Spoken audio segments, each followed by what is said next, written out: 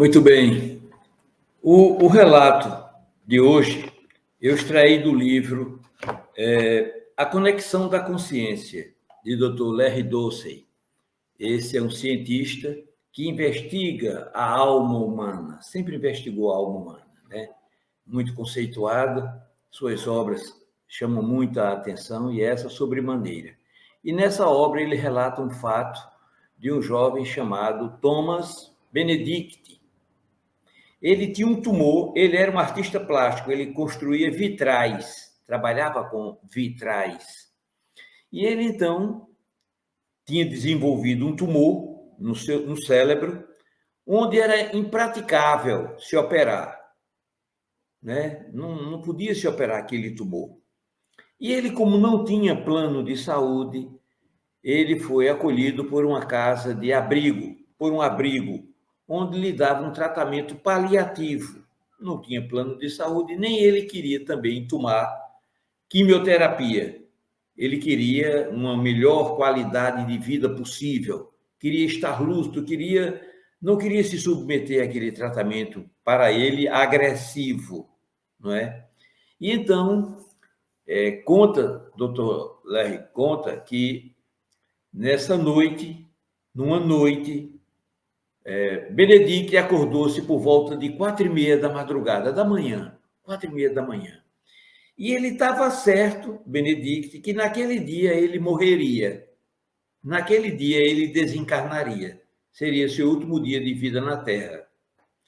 E quando a enfermeira chegou-se mais tarde ao seu leito, ele diz a ela, conta a ela que ele morreria naquele dia, que aquele dia seria o último dia dele de vida na Terra.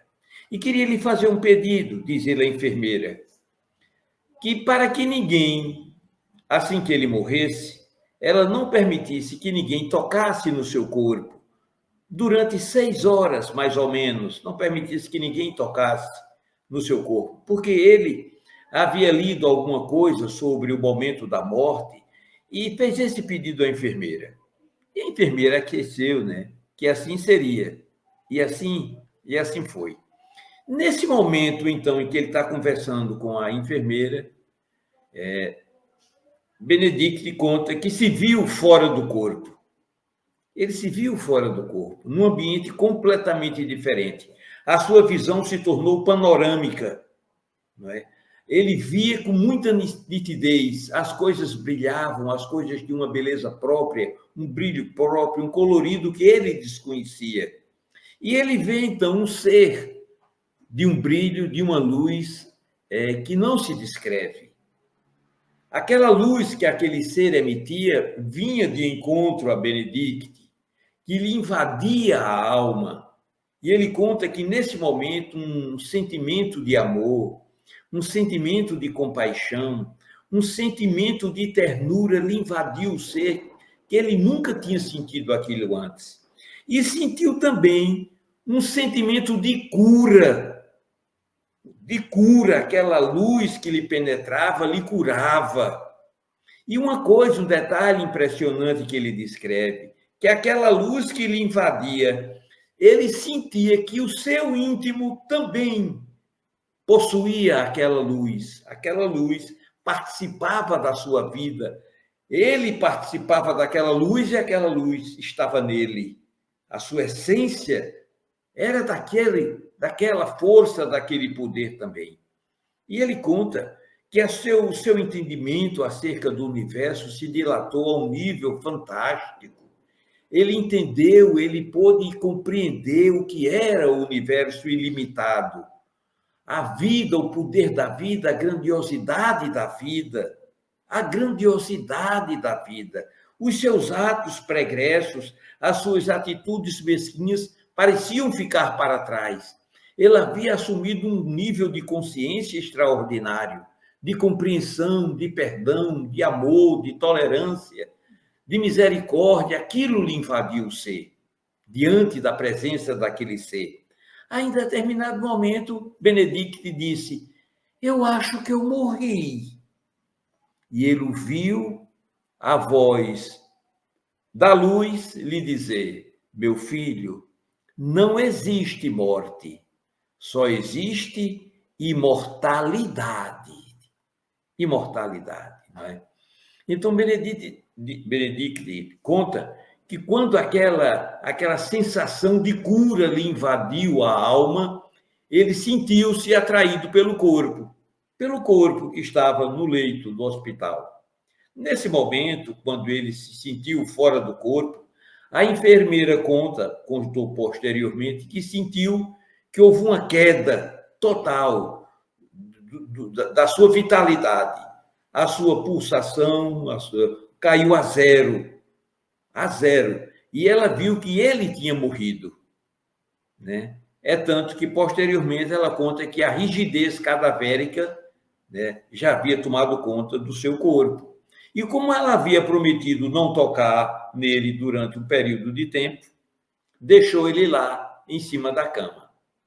Mas quando Benedict retorna ao corpo, que ele adentra ao corpo e sai do coma em que ele estava, ele vê a claridade na janela, a janela do quarto aberta, e se dirige para a janela, para a claridade, foi na direção da janela e cai da cama. Quando ele cai da cama, chama a atenção nesse baque, porque no interior a gente chama de baque, né? Ele, quando cai da cama, chama a atenção da enfermeira, que vem ao seu encontro, né? Resumindo a história, 3 dias depois, Benedict tem alta, né? A sua vitalidade, a sua recuperação foi uma coisa estrondosa. O tumor que estava no seu cérebro desapareceu.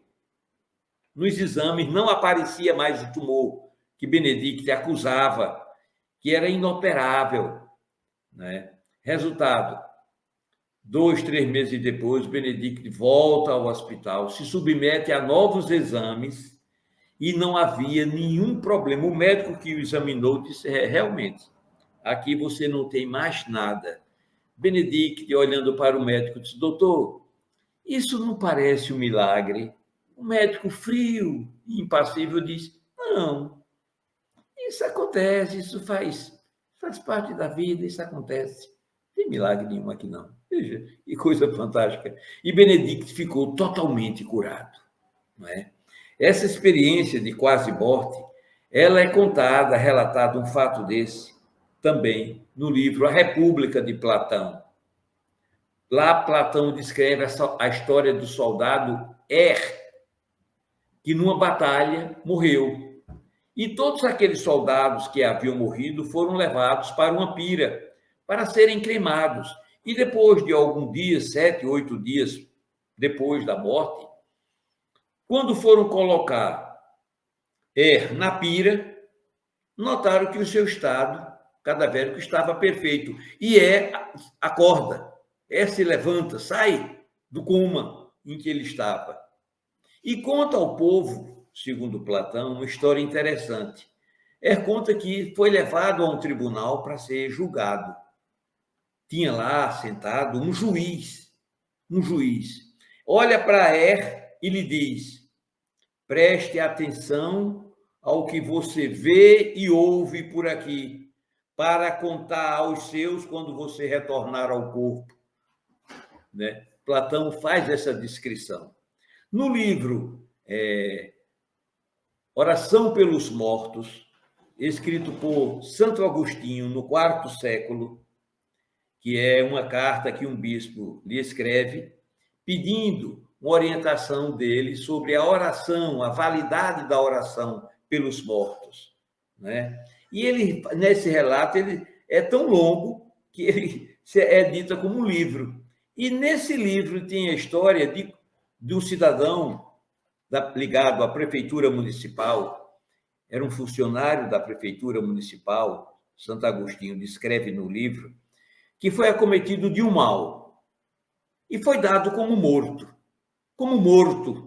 Ele só não foi enterrado porque o povo encostava um vidro nas narinas de cura e saía como fosse um vapor. No livro, ele respirava muito lentamente e por esse motivo, Santo Agostinho conta, ele não foi enterrado por isso, não, ele ainda está respirando, ele ainda está com vida, mas Cura ficou vários dias de coma. de coma. Quase cerca de 30 dias. De 30 dias. Mas coma saiu do cura saiu do coma.